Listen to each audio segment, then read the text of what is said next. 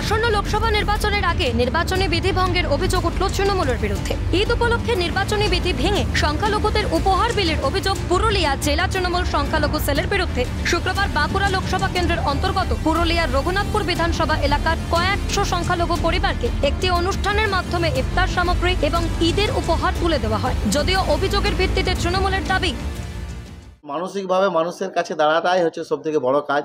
আমরা মানুষের কাছে সর্বক্ষণই দাঁড়িয়ে থাকতে চাই।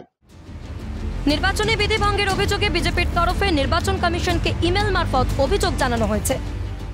তৃণমূল বারবার এমসিসি ভায়োলেশন করছে। আজকেই আমাদের কাছে ভিডিও এসছে, এটা অত্যন্ত নিন্দনীয় এবং ইলেকশন কমিশনে আমরা অভিযোগ করেছি। তাদের ইমিডিয়েট এই বিতরণ বন্ধ করা উচিত এবং উপযুক্ত শাস্তি পাওয়া উচিত।